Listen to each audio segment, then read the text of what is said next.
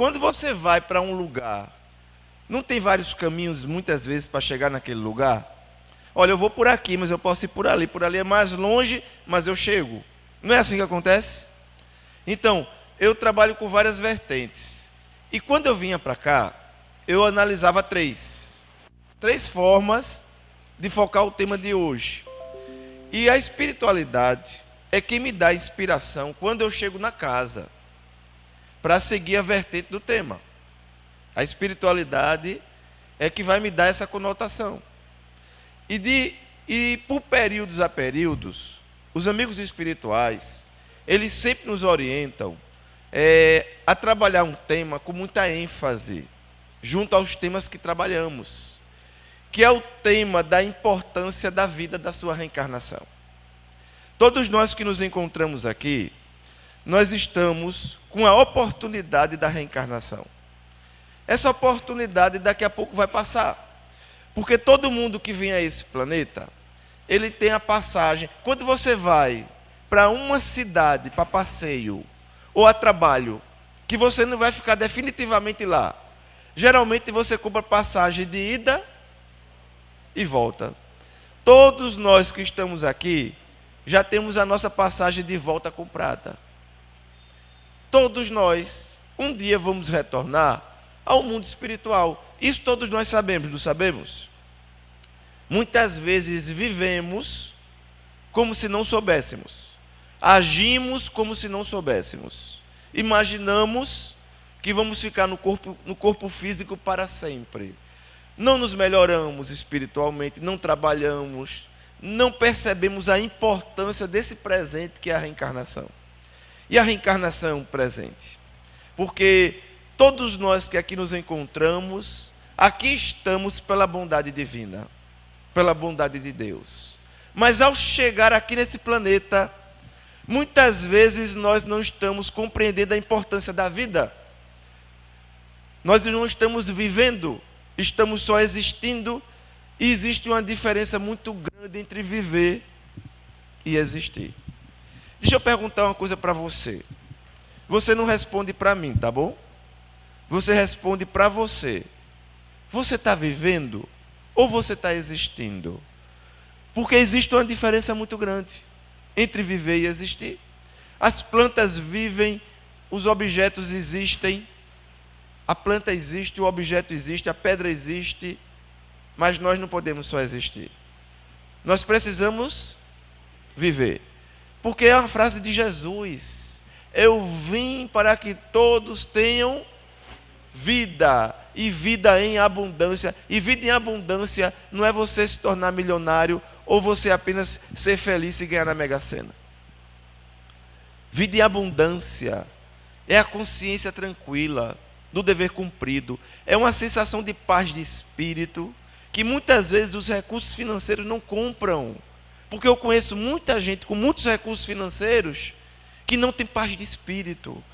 Há pouco mais de 15 anos atrás, eu conheci uma pessoa na casa espírita. E ele chegou para mim e disse assim: Josué, você não imagina como eu cheguei na casa espírita.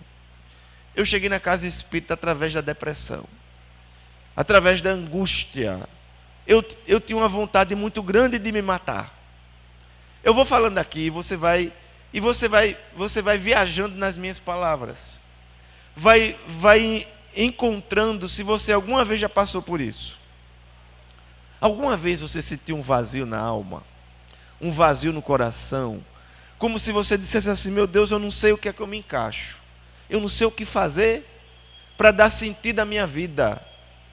Nesse momento minha vida está sem sentido. Ele disse: Josué, minha vida estava sem sentido, eu não sabia o que fazer da vida, e eu era acompanhado por um psiquiatra e por um psicólogo. Ele era acompanhado por um psiquiatra e por um psicólogo, porque ele tinha um estado de situação muito grave, muito sério. E ele sentia toda essa dificuldade. Josué, eu tentei várias vezes pedir a Deus que me levasse. Senhor, me leve, não me deixe não para viver assim. Minha vida não tem sentido. Era medicação. As medicações melhoravam um pouco, depois pioravam. Eu não me encontrava. E um dia minha esposa chegou para mim e disse assim para mim: fulano, vamos fazer uma viagem? Vamos fazer uma viagem, vamos conhecer Paris. Eu até brinquei com ele, eu disse assim: é melhor se deprimir em Paris do que em Recife. E ele foi para Paris. Quando ele estava em Paris, ele chorou o dobro, porque a esposa dele perguntou para ele: e agora, você está melhor? Ele disse: não, eu estou pior. Porque olhar essa beleza aqui é tão grande, e eu me sentir como eu sinto, me traz uma sensação de culpa muito grande. E eu preciso voltar para o Brasil. Aí voltou para o Brasil, foi ao psiquiatra, e o psiquiatra olhou para ele e disse assim: fulano, por que você não vai num centro espírita tomar uns passes? O psiquiatra não era espírita, o que falou para ele, falou em tom jocoso, brincadeira, vá tomar uns passes. Se ele fosse espírita, ele sabia que a gente não toma passe, a gente recebe passe. Vai lá tomar uns passes. Aí ele disse: Josué, eu fiquei pensando, eu acho que eu vou. Procurou saber como é que funcionava o trabalho no centro espírita. Alguém chegou para ele e disse: tem um atendimento fraterno. Que coisa tão linda. Vocês têm atendimento fraterno aqui também, não é? Olha, atendimento fraterno, acolhimento fraterno, seja o nome fraterno, é o que a gente precisa, não precisa? Precisa de fraternidade. Esse ano de 2024, eu participei de um evento do Fraternidade Sem Fronteiras. Foi um evento na Federal, não sei se vocês ouviram falar. Foi um evento na Federal, ecumênico.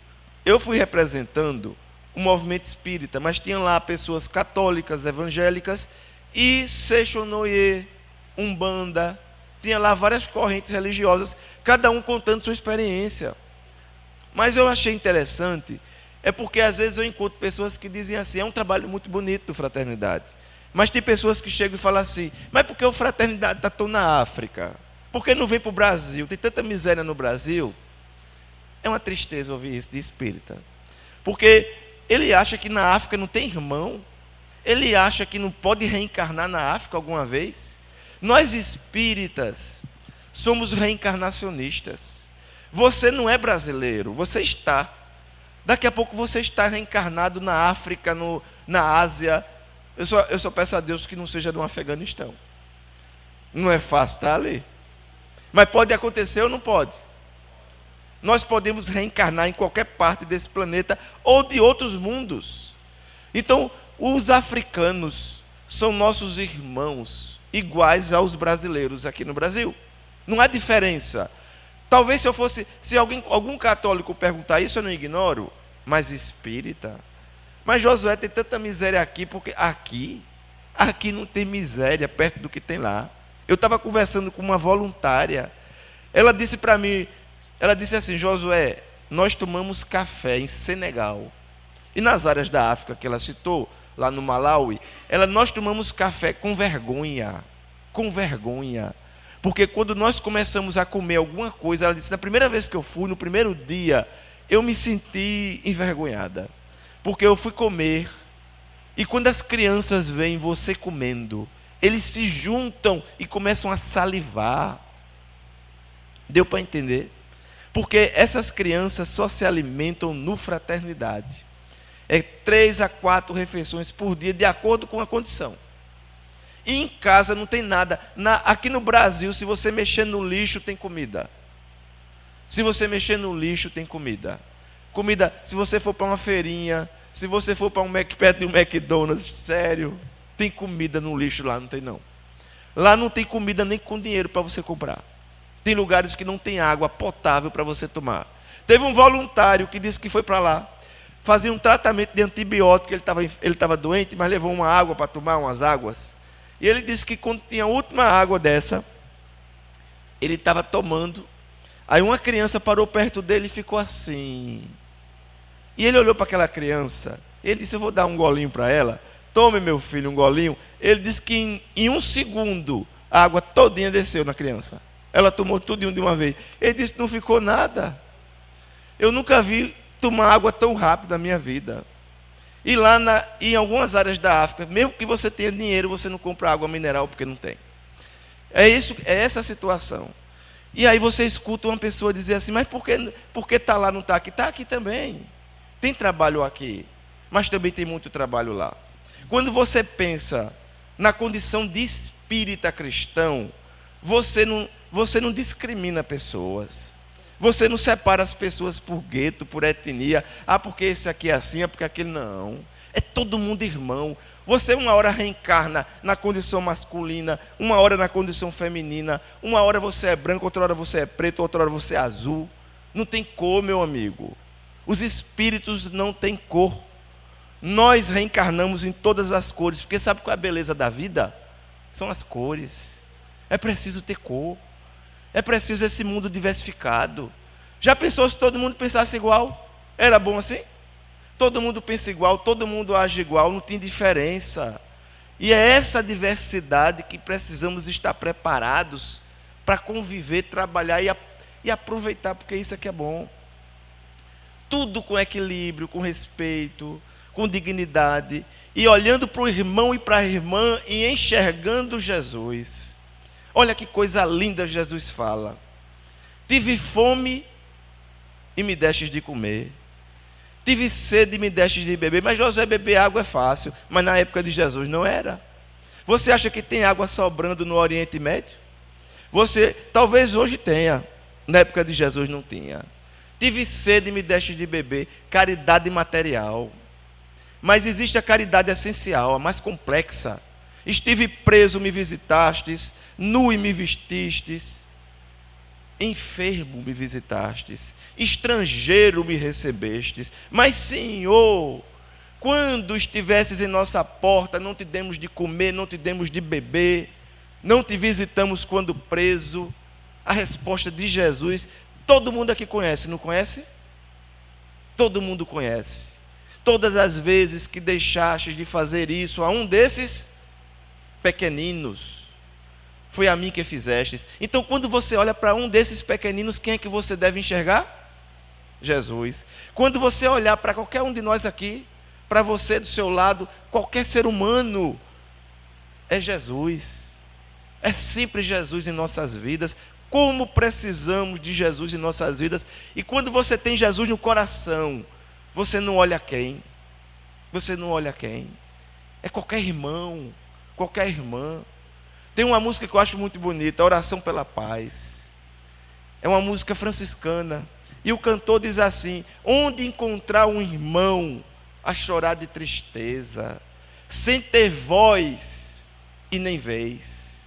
Você conhece pessoas que não têm voz e nem vez? Tem muita gente que não tem voz e nem vez. E nós precisamos usar a voz. Nós precisamos trabalhar. Esse irmão meu, de casa espírita, seja de qualquer lugar, porque todos somos irmãos, ele disse para mim: José, é a primeira vez que eu fui para o centro espírita.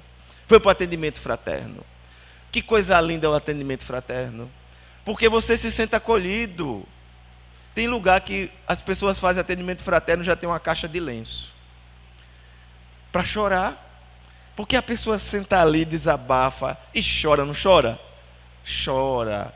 Aí fala da vida, do que está sofrendo. Existem pessoas que só querem ser ouvidas, porque ninguém tem tempo para ninguém, só para ganhar dinheiro. Ah, eu não tenho tempo não tenho tempo. Na casa espírita, todos nós compreendemos a importância do tempo no trabalho, junto a Jesus. E ele disse: Josué, eu fui para aquele trabalho de atendimento fraterno, fui escutado, chorei, desabafei. Quando eu saí do trabalho, fiquei na porta. E tinha um trabalho de assistência social. Qual era o trabalho de assistência social? Era um trabalho junto às pessoas assistidas. Antigamente as pessoas chamavam assim as pessoas carentes. Só que pessoas carentes somos todos nós. Ninguém é carente só porque é pobre financeiramente. Rico também é carente. Todo mundo é carente nesse planeta. Carência não é só de recurso, é carência de uma série de coisas. Eu conheço tanta gente que diz assim: meu Deus do céu, eu daria minha fortuna para viver a vida daquela pessoa que está ali comendo, às vezes sentada na calçada, porque ela está feliz e eu não estou. Eu já ouvi isso. É impressionante. E ele disse: José, eu parei na porta, tinha alguém lendo o Evangelho. E era uma pessoa que era da campanha do Quilo. Estava lendo o Evangelho e estava ajudando aquelas pessoas ali que estavam recebendo o alimento e levando para casa. E eu fiquei olhando, e era uma época em que as pessoas serviam alimento e davam uma sopa, uma sopinha para tomar antes de ir para casa. É tão bonito isso, não é? Aquela sopa ali é carregada de fluidos abençoados. Tem muitos lugares que fazem ainda, só que nessa época eles usavam prato de vidro. Hoje usa Tupperware, usa embalagem de sorvete, não é assim? Mas houve uma época que as pessoas tomavam no pratinho de vidro. Tem uns que passam até mal, coitado, porque toma tanta sopa que passa mal. E aí ele disse que quando viu as pessoas tomando sopa, a dirigente da casa passou por ele e disse assim: você veio para atendimento? Ele disse: eu vim. Você vai participar do tratamento? Eu vou. Ela disse: então vamos fazer o seguinte, vamos começar o tratamento agora? Ele disse: vamos. Eu acho que ele pensou assim: eu vou sentar numa maca, vou passar por um tratamento. Ela olhou para ele e disse assim: vamos lavar uns pratinhos na cozinha dos necessitados? Aí ele disse que ficou indignado. Ele nunca tinha lavado prato na vida dele, não nessa encarnação. Uma pessoa de muitos recursos financeiros, nunca lavou prato. Na casa dele tem 2 pessoas para fazer isso. São 2 secretárias. Ele é uma pessoa de muitos recursos. É uma para a cozinha, outra não sei para onde. Então ele nunca, eu acho que ele não tirava nenhum prato da mesa. E a mulher chamando ele para lavar prato. Ele ficou meio chateado. Ele disse: eu venho para um tratamento, ao invés de me levar para uma sala para fazer um tratamento, me chamou para lavar prato. Eu disse: se tu fosse lavar prato. Ele disse: Josué, ela me chamou com muita educação. Ela disse: vamos lavar prato. E ele disse: oxe, eu fui no medo. E começou a lavar prato. Ele disse: foram os melhores pratos que eu lavei na minha vida. Nunca mais eu esqueci daqueles pratos. Eu disse: por quê? Ele disse: eu senti uma felicidade chegando no meu coração, chegando na minha alma. Eu disse: meu Deus, o que é isso? Ele olhava para os necessitados, tomando a sopinha, e ele pensava: eu estou ajudando, eu estou colaborando, sem esperar nenhum retorno financeiro, porque ele era investidor. E ele disse: eu estou fazendo o trabalho pelo amor. Ele disse: eu estou sentindo uma sensação tão boa. Aí ele disse: Josué, a partir dali eu disse: olha, os pratos são meus, ninguém pega. Ele nunca mais deixou de fazer aquele trabalho. E quando parou de lavar prato, ele começou a fazer outra tarefa. Outra tarefa. Mas ele não deixou de trabalhar junto àqueles necessitados, porque foi o que fez ele feliz. Tantas coisas. É tão interessante observar, porque Chico Xavier, uma vez, uma pessoa chegou para Chico e disse assim: Chico, como é que eu faço para receber com mais força a presença dos bons espíritos? Chico disse: olha, todos nós recebemos a presença dos bons espíritos. Emmanuel me fala que todos somos assistidos, mas esse mais é bonito, né? O mais, quando o Chico falava, era bonito. É aquele mais, M-A-S, vírgula. O mais que a gente fala, às vezes, não é. O mais que a gente fala é assim: fulano é gente boa, mas geralmente vem bomba, não vem? Mas o mais de Chico era assim: mas quando nós trabalhamos a serviço de Jesus, com Jesus, por Jesus e por nós estamos trabalhando. E os amigos espirituais que fazem parte da equipe do trabalho material estão junto a nós. Deixa eu perguntar uma coisa a vocês aqui na casa. Aqui na casa não tem pessoas responsáveis pelo lanche? Tem, não tem? Você já ouviu falar que coxinha evangeliza? Empada evangeliza? Você sabia que empada evangeliza? Evangeliza. Quando a empada está na casa espírita, que ela ajuda a pagar a conta na casa espírita para manter a casa aberta, ela evangeliza ou não? Ela evangeliza. Quando você tem uma recepção na casa espírita para você chegar, e alguém para lhe receber, isso não é bom? Livros, um trabalho de atendimento fraterno, um corpo mediúnico, todos esses trabalhos têm uma equipe material, não tem? É tão bom chegar na casa e encontrar a casa tão bonita. Eu estava dizendo: poxa, como a casa está bonita. Lá na frente está uma coisa linda, não está? Será que tudo isso aconteceu do nada? Será que surgiu, vocês um dia acordaram e estava assim, foi? Um dia você foi dormir e no outro acordou, estava tudo pronto, ou teve alguém que fez? Como é importante esse trabalho, não é? Então não tem preço esse trabalho. E aí o Chico falava, toda a equipe de trabalhadores em uma seara de Jesus. Tem os grupos espirituais que acompanham mais de perto aqueles trabalhadores, claro que tem. E ele disse, Josué, eu senti uma felicidade tão grande lavando aqueles pratos. Eu só não disse à minha esposa. Eu disse, por que você não disse à sua esposa? Oxe, ela ia dizer, aproveita e vem lavar os daqui de casa. Aí ele disse, mas o trabalho lá no centro espírita, os pratos eram meus. E eu me senti muito bem com aqueles pratos. Eu cheguei para o meu psiquiatra e eu disse a ele, pode diminuir os remédios. E o psiquiatra disse, vai com calma, porque realmente tem que ir com calma. Você não pode abrir mão da medicação. A medicação não pode sair, não é um Doril. Não é uma medicação que você toma hoje e amanhã não toma. Mas ele foi fazendo o desmame. Ele continua tomando medicamento até hoje. Mas não toma na quantidade que ele tomava. E hoje ele sente o resultado do trabalho.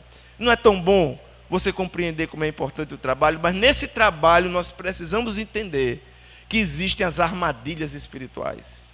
E essas armadilhas espirituais, elas acontecem porque cada um de nós tem uma história.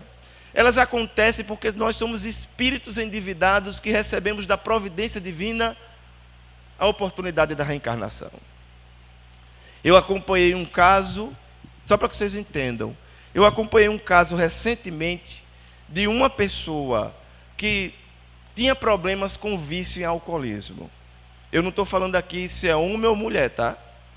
Eu estou dizendo que é uma pessoa. Eu não quero identificar se é homem ou mulher. Essa pessoa tinha vícios no alcoolismo. E ela foi para um ciclo de assistência espiritual, em uma casa espírita. Que eu também não vou dizer qual é a casa espírita. E ela disse, Josué, eu passei por um momento tão difícil. Passei por um momento difícil porque eu estava no vício do álcool. Eu saí do vício do álcool, cheguei pedindo ajuda no atendimento fraterno. E eu fui assistida, a pessoa, e fui para o tratamento. Ela não era espírita. Não era espírita. 3 meses depois, preste atenção. 3 meses depois, eu estava no meu trabalho. E eu recebi uma notícia que me impactou muito. Vejam só, ela só tinha 3 meses na casa espírita. Eu recebi uma notícia que me impactou muito, porque os espíritos que assediavam ela, montaram uma armadilha para ela. Eu estou falando isso porque você precisa estar atento, atenta. Porque isso acontece comigo, acontece com você, acontece com qualquer pessoa. Cada um ao seu modo. Ela disse, Josué, eu perdi meu emprego. Perdi meu emprego material. Foi um impacto. Não é difícil quando você perde um emprego que você precisa para se manter? É difícil, não é? Perdi meu emprego. E para completar, perdi o meu relacionamento. Ela estava com um relacionamento com uma pessoa e terminou o relacionamento naquela semana, não porque ela quis, mas porque a outra pessoa quis terminar. Ela disse, Josué, foi 2 pancadas que eu levei. Perdi o emprego, perdi o relacionamento. Você acha que isso foi por acaso? Isso foi uma estratégia montada pelos espíritos que a perseguiam para tentar, naquele momento, levar ela ao desequilíbrio para que ela voltasse a desafogar as mágoas dela onde? No álcool. Porque você naquele momento que você sofre o revés, você pode focar na casa espírita, no trabalho, ou você pode voltar ao passado. Ela disse, Josué, eu voltei ao passado. Eu fui para o álcool. E eu bebi tanto em casa. E eu digo uma coisa aqui para vocês, eu quero que vocês escutem e prestem atenção no que eu vou falar. Parte dos pensamentos nas mentes de vocês não são de vocês. São pensamentos que vêm de fora. Tem pensamentos seus? Tem. Tem pensamentos que têm origem na sua mente? Tem. Mas na sua mente tem pensamentos dos seus amigos espirituais e também tem dos seus desafetos espirituais. E muitas vezes os desafetos têm uma força muito grande quando falam para a gente. Eu conheço pessoas que dizem para mim, Josué, por mais que eu não queria pensar, aquele pensamento chegava, voltava, eu dizia, vá para lá, ele voltava. Sabe por que ele voltava? porque era um pensamento que estava sendo trabalhado para se implantar na mente dela. Isso acontece. Nós somos aqui como captamos, nós emitimos, nós recebemos. É preciso que você lembre de Francisco de Assis. Nos habilitamos muito a receber do que oferecemos. Muitas vezes oferecemos ódio, raiva, intolerância. Nós não percebemos. Nós nos alimentamos de uma programação que não é edificante para a nossa construção espiritual. Envolvemos o ódio, nos permitimos ser tomados pelo ódio. Vamos receber o quê? Vamos receber aquilo que nós estamos aptos a receber, que é o ódio. Por isso que Francisco diz com muita propriedade: é dando que se recebe, é perdoando que se é perdoado. E disse-nos Jesus: com a mesma medida que julgardes, serás julgado. É Jesus falando. E nós precisamos prestar atenção e entender a complexidade dessas palavras. Ela chegou para mim e disse: José, eu estava em casa bebendo, quando eu ouvi uma voz. Não era voz. Ela disse assim para mim: não era minha voz. Também não escutei ninguém falando, mas me veio uma inspiração que eu acho que não era minha. E dizia assim: sua vida acabou. Sua vida acabou. Perdeu o emprego, perdeu o relacionamento, está no fundo do poço. O trabalho espiritual não resultou em nada. Você não é nada. Por que não tira a vida agora, não resolve, não acaba? Vai descansar. Tira a vida e você vai descansar. E ela disse: Josué, eu chego a me arrepiei. Ela disse assim para mim: quando eu falo isso eu me arrepio. Porque eu pensei: meu Deus, é verdade. Eu não tenho perspectiva de vida. Para que viver? E é nesses momentos que você entende que tem pessoas que deixam em casa um instrumento que ajuda muito a isso, a tirar a própria vida. É muito sério. Se você tiver em depressão, se você tiver ideia suicida, se você tiver inquietação, não deixe nenhum instrumento desse em casa. Às vezes, uma vez eu conversei, escuta o que eu vou falar. Uma vez eu acompanhei um caso de uma senhora que estava em depressão. O terapeuta dela chamou o marido dela e disse assim: fulano, tire de casa tudo que você tiver que pode facilitar o suicídio dela. Ele pegou o instrumento, que eu não quero dizer o nome, e escondeu. Quando você é espírita, você sabe que isso não funciona. Sabe por que você sabe que não funciona? Porque ele escondeu dela, não foi? Mas não escondeu do espírito que perseguia eles. E o que foi que o espírito fez? Começou a pedir a ela para procurar. E ela foi procurar. Ele não disse onde estava diretamente, porque ele ficou falando: olha, está ali, está ali, está ali. Ela começou a procurar num canto, porque ela não ouvia a voz. Mas procurou num canto, procurou no outro, aí achou. Quando achou, usou. Deu para entender a gravidade do processo?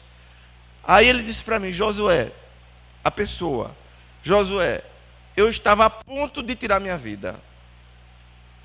Alguma vez na sua vida você chegou numa situação dessa, em que você pensou que não tinha perspectiva, estava a ponto de tirar a vida? Aí a pessoa disse assim: naquele momento um telefone tocou, o celular. E quando era 11 horas da noite, eu nunca mais esqueci disso, ela me disse. O telefone tocou. Quando eu olho o telefone, era uma pessoa do meu ciclo de assistência espiritual ligando para mim. E ela disse assim: por que está ligando numa hora dessa? E atendeu. A pessoa do outro lado disse assim: pessoa, eu vou chamar assim, tá? Pessoa, eu não sei porque eu liguei para você, mas seu nome não sai da minha cabeça. Seu nome está tão forte na minha mente que, apesar do horário, eu já peço desculpa, mas eu liguei para você porque seu nome está muito forte, eu não consegui sossegar enquanto não liguei para você. Aí a pessoa disse para mim: José, naquele momento eu disse assim: Deus me ama, porque se eu não estou aqui jogado ao acaso, a vida cuida. Eu senti, Josué, naquele momento, uma vontade de reagir, de viver, de lutar.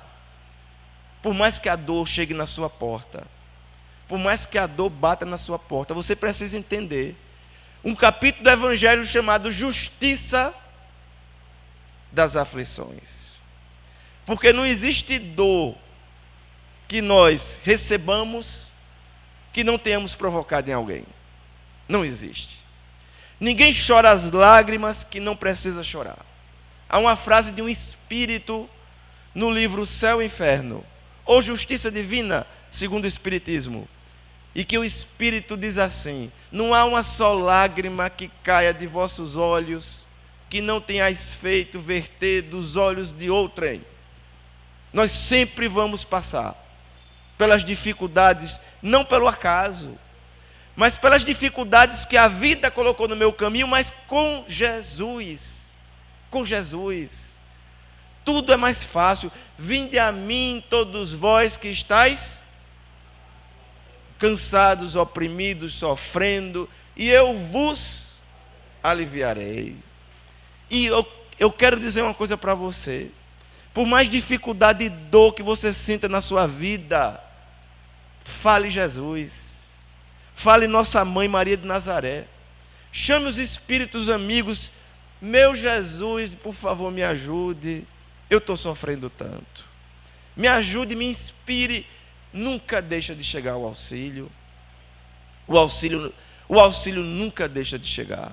Às vezes ele já aconteceu, você nem sabe, porque ele foi trabalhado no mundo espiritual. Situações estão sendo trabalhadas e resolvidas enquanto você não está enxergando, mas está sendo trabalhado. Todos nós somos cuidados, mas nós temos o livre-arbítrio. A pessoa disse para mim: José, eu fiquei tão feliz porque eu levantei a cabeça e disse: eu não bebo mais, joguei a bebida fora. Ela disse para mim assim: eu tinha um uísque lá em casa, um uísque que já tinha mais de 20 anos, que eu guardava aquele uísque para um momento importante. Não tem gente que diz assim: eu vou guardar para o casamento de alguém. 20 anos, momento especial, não tem coisa pior para guardar. Aí ela disse assim para mim: veja que consciência, eu fui e derramei o litro todinho no ralo. O meu vizinho disse: mas você podia ter me dado. Tem gente que diz assim: ó, não jogue fora não, dê para alguém. Aí a pessoa disse para mim: mas por que eu vou dar uma coisa que não presta, que não serve para mim? Eu joguei fora mesmo. Eu sei que eu não vou vencer a indústria que produz, mas o trabalho de conscientização, esse trabalho é o que importa. E eu venci, Josué. E sabe por que nós falamos isso, meus irmãos? Porque nós precisamos entender que nenhum de nós está aqui jogado de qualquer jeito. Jesus é o nosso guia espiritual, é o nosso irmão maior. No livro Memórias de um Suicida, Ivone Pereira traz um caso emblemático. Ela traz o caso de Mário Sobral. Eu não sei se alguém já leu Memórias de um Suicida aqui. É a história de Camilo Castelo Branco, um escritor português, que tirou a própria vida porque não admitia ficar cego. Ele estava ficando cego. Depois ele vai descobrir no mundo espiritual porque ele estava ficando cego. E o pior, ele sabia que ia ter que reencarnar novamente e ficar mais cego ainda. Mais tempo ainda. Porque eu gostaria de dizer uma coisa para você. Você não vence a vida. Nós somos espíritos imortais. Nós vamos continuar renascendo, aprendendo, crescendo, melhorando. Mas lutar, eu vou tirar minha própria vida, eu vou me jogar, eu vou fazer com todo respeito. Porque eu sei que quem faz isso está sofrendo. Ninguém faz porque está feliz. Alguém chega e diz assim: fulano fez porque é fraco. Não é fraco não.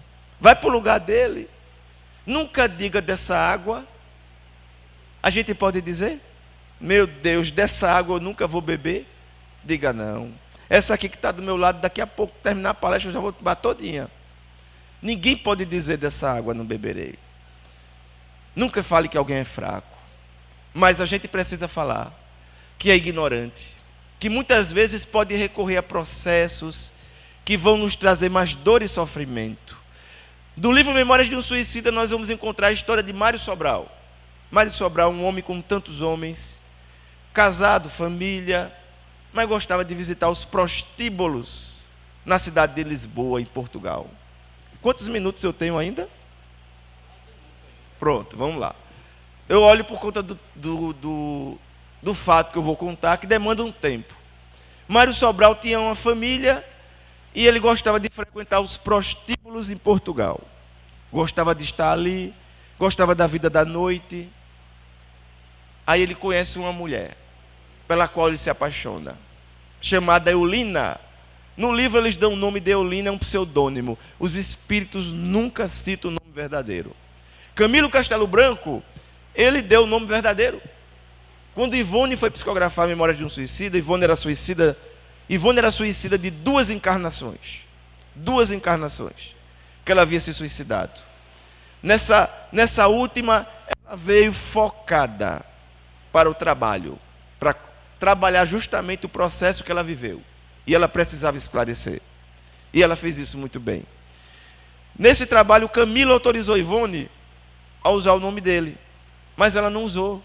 Enquanto Ivone esteve encarnada, ela usava o nome Camilo Cândido Botelho. O nome era Camilo Castelo Branco. Quando ela desencarna, a federação passa a editar a obra com Camilo Castelo Branco, porque o espírito havia autorizado. Mas ela ficou com receio, pelo cuidado que ela tinha, pela seriedade do trabalho. E Mário Sobral, ele tinha uma família, mas ele se apaixonou como uma mulher, fora do seu relacionamento. E essa mulher chegou um dia para ele e disse assim: Mário, por que você não deixa a sua família? Vamos viver, vamos ser felizes. E ele pensou: vamos viver. Vamos viver a vida, aproveitar. Por que é que as pessoas falam? Viver a vida é beber, namorar, comer. Não é assim que as pessoas falam? Fumar.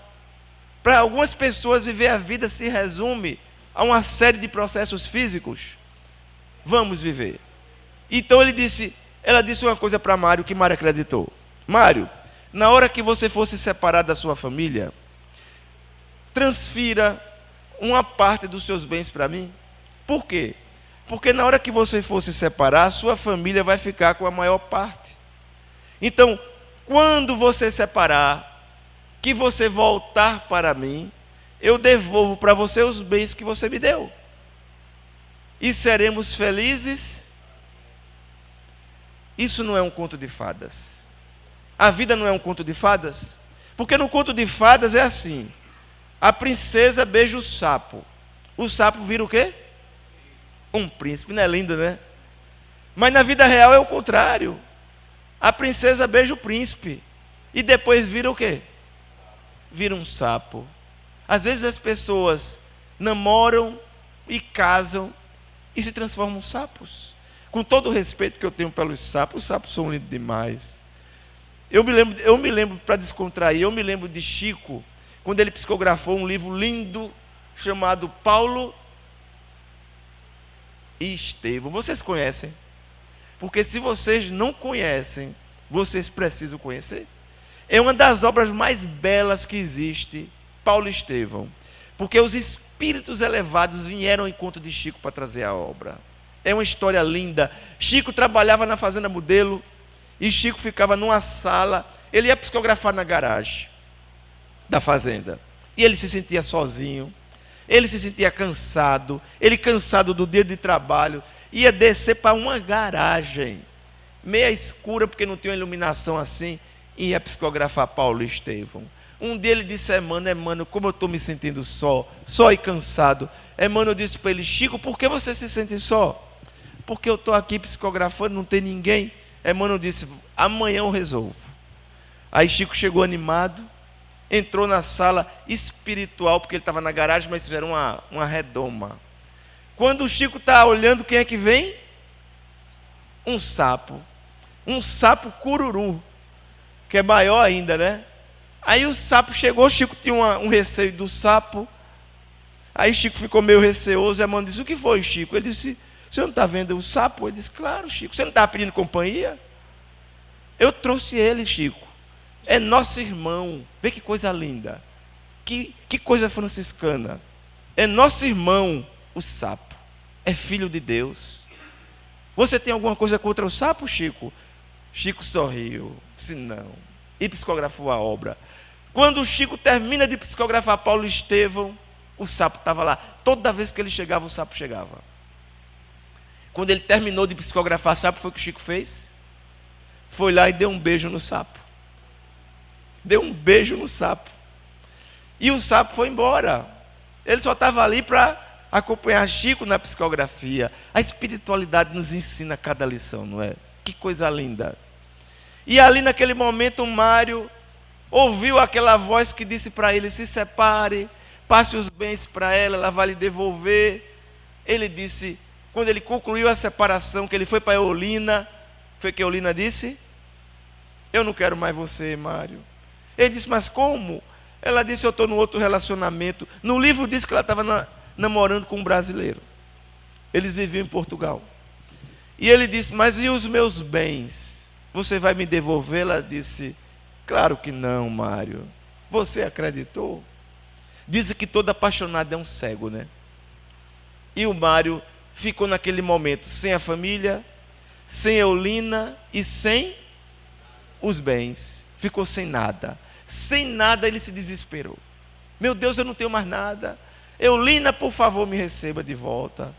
Me aceite novamente, fique comigo. Eulina ria, desdenhava dele. Ele ficou com tanto ódio que ele começou a apertar o pescoço de Eulina. De tanto que ele apertou, ele matou. Eulina cai no chão sem vida.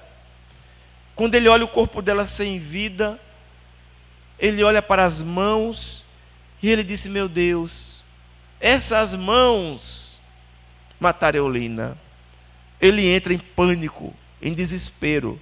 Ele faz uma forca e se enforca. Ele tira a própria vida. No livro ele chega num vale. Muitas pessoas perguntam: todos os suicidas vão para o mesmo vale? Não existe regra geral no mundo espiritual. Não existe nada disso. Mas existe um local para receber o suicida, porque você precisa entender que o suicida, quando desencarna, ele ainda tem muito fluido vital. Ele ainda tem muito fluido vital, ele tem muita vida. E quando você está se preparando para desencarnar, seja de um acidente, seja de um assassinato, seja de uma morte por enfermidade, seja o motivo que for, está no planejamento do mundo espiritual. Mas o suicídio não está no planejamento. O suicídio não está no planejamento do mundo espiritual. Quando você desencarna, você vai com muito fluido vital. É aquele fluido vital que deixa o suicida sentindo, muitas vezes, os vermes corroendo o próprio corpo no túmulo. E ele vai estar no mundo espiritual, sentindo a inquietação, sentindo a dor, vendo o processo que levou ele ao suicídio. O processo é muito complexo. Nós não vamos falar disso agora. Mas se tem uma coisa que o Espiritismo e o Consolador nos ensinam, é que não existe erro irreparável. A única doutrina que fala que o suicida não é um crime irreparável é o Espiritismo. Algumas religiões não permitem nem que o suicida seja velado. Outras não querem nem que seja enterrado naquele cemitério. Por muitos anos foi assim. Mas o Espiritismo sempre nos ensinou: as leis de Deus são leis de bondade. O suicida vai sofrer, mas o suicida vai reencarnar. O suicida vai reencarnar, vai renascer, vai assumir um outro compromisso, ele vai viver.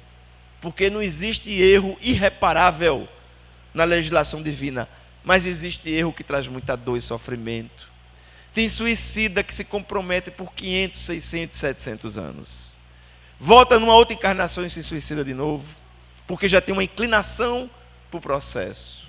Nós temos visto tantos irmãos e irmãs cuja ideia passa pela mente. Eu queria dizer uma coisa aqui para vocês. Vocês que estão aqui presentes fisicamente e aqueles que nos acompanham pelas redes sociais, nunca recorra a esse processo. Procure ajuda. No momento que chegar a frase, você lembra de Jesus que falou: vigiai e orai. Sempre procure ajuda. Nunca se entregue. Sempre vai existir aquelas estruturas montadas para lhe ajudar. Não há pedido que seja feito que não seja escutado. Pedi e dá-se-vos-á. Buscai e achareis, batei e abri-se-vos-á. Todo aquele que pede recebe, quem busca acha, e há quem bate, abrir-se-á a porta. Precisamos sempre de Jesus em nossa vida. Mário desperta no Vale dos Suicidas, depois de passar por 10, 15, 20 anos mergulhado nesse vale. Um dia ele é assistido por uma equipe chamada Equipe Maria de Nazaré, a equipe espiritual que atende os suicidas no mundo espiritual. É uma equipe de Maria de Nazaré. Por que de Maria de Nazaré? Porque Maria é a representação da mãe de todas as mães. E quando você está com dor e sofrimento, você lembra do abraço de uma mãe, do aconchego da mãe. E Maria é a mãe de todas as mães, nossa mãe Maria.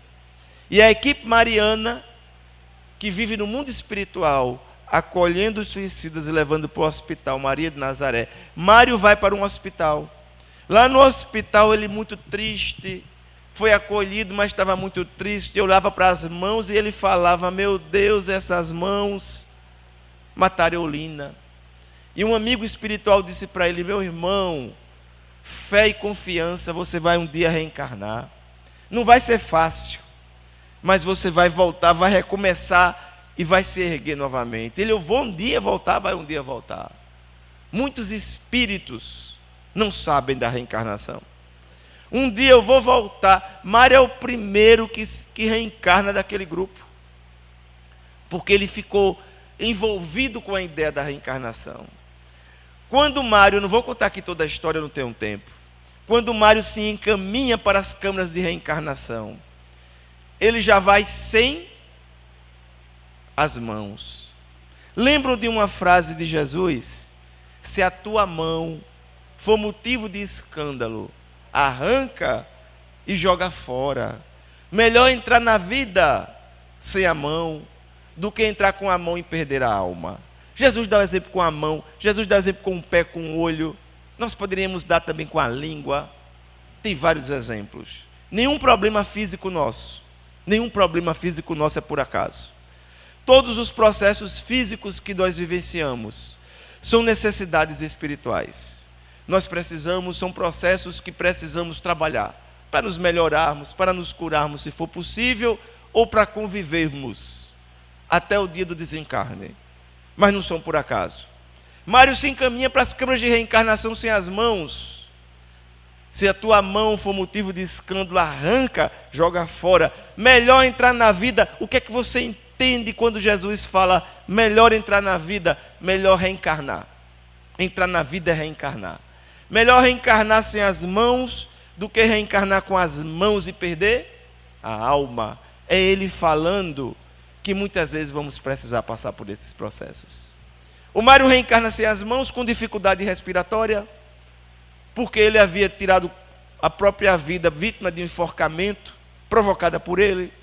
Ele vai e danifica o perispírito, porque quando você sofre um acidente e desencarna, quando você sofre um homicídio e desencarna, muitas vezes alguém diz assim: fulano sofreu um acidente, o braço ficou num canto, a perna ficou no outro. Não, a cabeça ninguém achou. Mas no mundo espiritual você chegou inteiro. Por que você chegou inteiro? Porque você não provocou aquele processo. Mas quando você provoca, o perispírito é danificado, porque você danificou o perispírito com muito fluido vital, em plena vida. Não era o seu momento de desencarnar, porque todo mundo tem um momento. E o Mário havia desencarnado por enforcamento, reencarna com dificuldade respiratória, sem as mãos e com dificuldades respiratórias. E quando ele reencarna filho de uma meretriz, que dá a luz a ele, mas não quer criá-lo porque ela vê sem as mãos, ela já não queria mesmo, sem mão, com respiração, ela deixa ele para lá. E quando no livro se fala que ele vem filho de uma meretriz, ninguém está julgando a meretriz. Nenhum de nós tem condição de julgar ninguém. Eu, em casa espírita, já encontrei mulheres que disseram para mim: meu filho, eu já fui meretriz. Eu vivi numa casa onde eu era violentada. Eu cheguei como criança, na zona rural, na zona de açúcar, numa casa de um senhor de engenho, que fornecia cana para as usinas. Eu vivi naquela casa, eu sofri violência do dono da casa e do filho dele. Um dia eu cheguei para a esposa dele e disse assim: eu não aguento mais sofrer violência do seu marido e do seu filho. A mulher disse para mim: você devia se orgulhar de sofrer isso com eles. E ela disse: eu sofria violência desde os 9 anos, nunca aprendi a ler e escrever. Eu só fazia trabalhar. E a minha comida era o resto que sobrava da mesa deles. Um dia alguém se ofereceu para me ajudar, para me levar para fora. E eu saí de lá. E eu cheguei na cidade grande, eu não sabia trabalhar. Eu não sabia ler. Ninguém me conhecia. Eu me vendi. Foi a expressão que ela usou? Eu me vendi. Mas um dia eu engravidei. Eu disse: minha filha não vai passar pelo que eu passei. E eu trabalhei. E eu trabalhei e lutei. Hoje eu sou uma vencedora. Hoje eu vivo aqui trabalhando para Jesus. Então pergunto a vocês: algum de nós tem condição de julgar? Jesus condenou a meretriz? Condenou a mulher adúltera? A mulher adúltera, que não confundia a mulher adúltera com a meretriz, tá? Às vezes as pessoas confundem. Aquela mulher adúltera foi jogada diante de Jesus. Jesus olhou para ela e qual foi a frase que Jesus usou que nós conhecemos? Aquele que não tem pecado, atire a primeira pedra. Essa é a frase que nós conhecemos, não é? Os espíritos, isso é a beleza do Consolador. Os espíritos falam que a frase que impactou aquelas pessoas não foi essa. A frase que impactou eles, nem os evangelistas colocaram, tiveram coragem de colocar.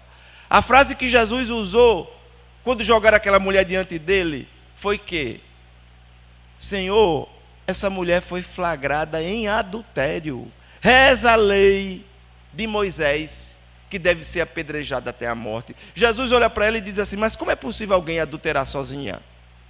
Como é possível? Como é que ela adulterou? Eu só vejo uma mulher sozinha. A lei mandava que os adúlteros deveriam ser apedrejados. Mas alguém lembra de um homem sendo apedrejado? Você já viu na história, o homem foi apedrejado? Não, só as mulheres eram apedrejadas. Até hoje é mais ou menos assim. E aquela mulher foi jogada ali. Jesus disse: mas como é possível alguém adulterar sozinha? Talvez ela dissesse: aquele que apontam para mim já ficaram comigo. Aqueles homens inquietos que ela falasse começaram a sair, a se esconder. Jesus olha para ela: minha irmã. Jesus diz: minha filha. Não é assim? Onde estão os teus acusadores? Eu também não te acuso. Vá e não tornes a errar. Vai e não tornes a pecar, não tornes a errar. Jesus tinha um olhar de carinho com criminosos, com viciados, com prostitutas. Sabe com quem Jesus apenas se indignava? Jesus se indignava só com os religiosos. São sepulcros caiados por fora, podres por dentro. Jesus falava daqueles sacerdotes que extorquiam as viúvas com longas preces. Jesus era perseguido pelos religiosos. Ainda hoje, nós encontramos os falsos moralistas. Aqueles que também são sepulcros caiados por fora, podres por dentro. Que se arvoram no direito de julgar e condenar as pessoas. É tão bonita uma passagem de Jesus, eu nunca esqueço. Quando Jesus está na casa de Zaqueu. Jesus está na casa de Zaqueu e Jesus está lá dentro e aqueles sacerdotes fazendo fofoca. Teu mestre entra na casa de um homem de má vida. Teu mestre entra na casa de um pecador e Jesus ali naquela casa. Jesus vai escutando. Jesus sai da casa de Zaqueu e fala de forma forte: sacerdotes hipócritas, até as meretrizes te antecederão no reino dos céus. A frase é forte. Jesus está falando que as meretrizes chegariam no reino dos céus primeiro do que eles, que tanto chamavam as mulheres de meretrizes. E aí talvez você se pergunte: mas por que Jesus fala que eles também chegariam? Por causa da reencarnação. Todos nós chegaremos. Mas segundo Jesus, as meretrizes chegam primeiro do que aqueles sepulcros. Porque aquelas mulheres vendiam corpo. Eles vendiam o corpo e a alma. Vendiam tudo. Tudo por dinheiro. 2000 anos depois, a gente ainda passa por esse processo. 3 minutos para fechar. Naquele momento, o Mário reencarna, filho de uma mulher que o abandona. Vai passando uma senhora com uma filha de 9 anos. E ela olha aquela criança chorando. Ela pega aquela criança que ainda estava com um cordão umbilical. Ela diz: meu Deus do céu, eu senti tanto amor por essa criança abandonada, sem as mãozinhas. E ele engasgado com dificuldade respiratória. Ela sente um amor tão grande. Ela acolhe ele no coração e diz assim: minha filha vai ser seu irmão. Você aceita seu irmão? Ela disse: eu aceito, mamãe. E quando eu morrer, você vai cuidar dele. Eu vou cuidar, mamãe. Quando você olha para isso, você diz assim: meu Deus do céu, que bomba. Aquela jovem deixou na mão aquela mãe deixou na mão daquela criança, daquela filha. É a visão material. Um dia, 40 anos depois, aquela jovem não havia se casado. E sabe por que ela não casou? Porque ela tinha um irmão doente. Naquele início do século XIX, para o século XX. Naquele momento, ninguém queria uma jovem que vivesse para cuidar do irmão. Ela só vivia para trabalhar, se alimentar, e alimentar o irmão que vivia em cima de uma maca, doente. E um dia chega uma equipe espiritual naquela casa, que veio do Hospital Maria de Nazaré. Eram os suicidas que haviam saído de lá com Mário, que ainda não haviam reencarnado, porque não tiveram coragem de reencarnar, estavam segurando mais tempo. Eles vêm acompanhar a reencarnação do Mário. E aquele que trouxe eles pergunta: vocês estão vendo essa família? Estão cumprindo o processo espiritual. Vocês reconhecem essa jovem que cuida do irmão, quem foi? Eu pergunto a vocês, quem foi ela? Foi Eulina. Eulina reconhecendo a sua participação no processo. Ela pede para voltar antes, para se preparar para receber Mário. E quem era aquela mãe que acolheu aquela criança? Era somente um espírito missionário que pelo prazer de servir, pela alegria de servir, pediu para reencarnar, para juntar, para unir aquelas duas almas em processo de reajustamento. Porque na vida nós precisamos compreender, nós nunca estamos abandonados.